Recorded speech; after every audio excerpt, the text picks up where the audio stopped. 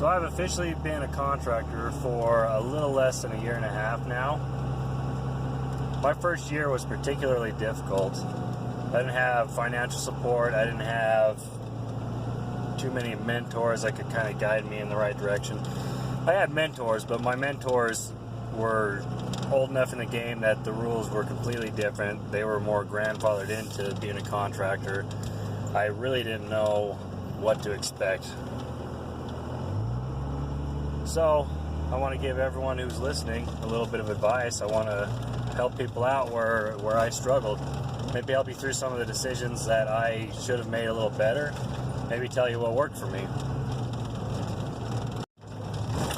One of the first mistakes I made is I was convinced that I could just study hard enough and I could pass the test.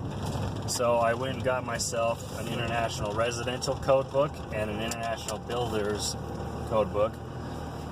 And I read the entire thing, both books, which is almost 2,000 pages, and I read it about 3 different times.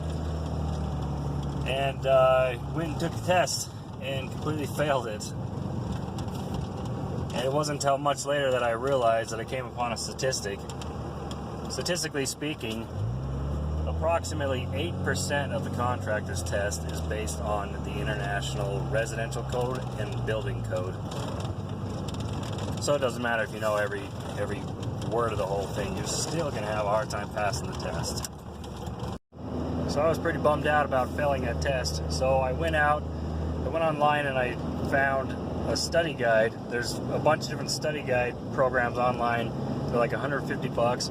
Went and paid the fee, studied all the content, memorized the whole thing, took the test again, and failed.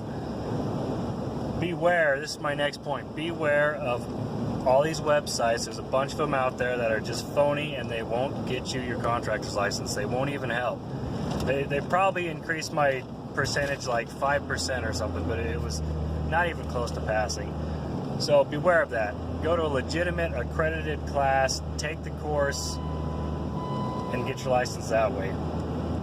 Go to people who know what they're talking about, people who have been proven to have people pass their test after taking their courses, and go to those people.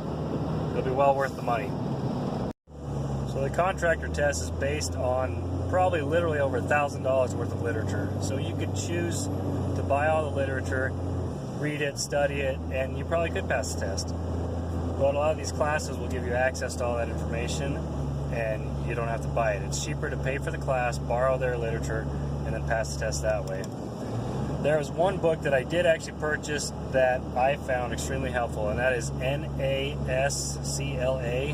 It's their Business and Law Exam Preparation Guide or something like that. I will find it and I'll put a link in the description to this book. But you can read that book and it probably has 70% of the information you need to pass the business and law exam.